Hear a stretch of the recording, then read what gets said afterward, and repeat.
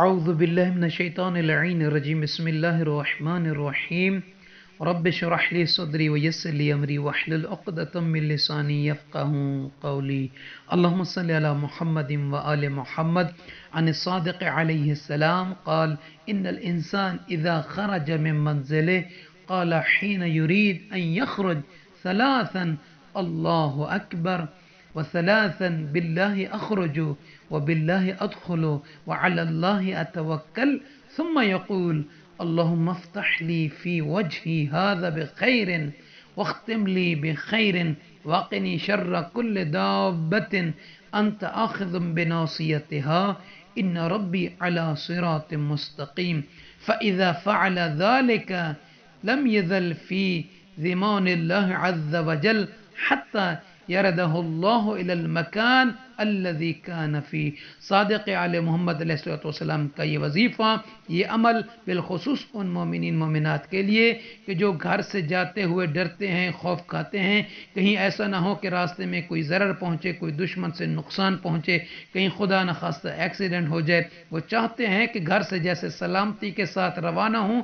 ویسے ہی گھر واپسی سلامتی کے ساتھ اور حفظ و امان کے ساتھ واپس آئیں. تو انہیں چاہیے کہ اس عمل کو، اس وظیفے اپنی زندگی کا معمول بنا لیں. امام علیہ السلام فرما رہے ہیں کہ جب کوئی شخص اپنے گھر سے باہر جانے کا ارادہ کرے تو 3 مرتبہ کہے اللہ اکبر اللہ اکبر اللہ اکبر، یعنی اللہ بزرگ تر ہے، اللہ بزرگ تر ہے، اللہ بزرگ تر ہے. پھر امام علیہ السلام فرماتے ہیں 3 مرتبہ کہے باللہ اخرجو وباللہ ادخلو وعلی اللہ اتوکل، باللہ اخرجو وباللہ ادخلو وعلی اللہ اتوکلو، باللہ اخرجو وباللہ ادخلو وعلی اللہ اتوکلو، یعنی اللہ کے ساتھ باہر نکلتا ہوں، اللہ کے ساتھ اندر آتا ہوں اور اللہ پر بھروسہ رکھتا ہوں. پھر امام علیہ السلام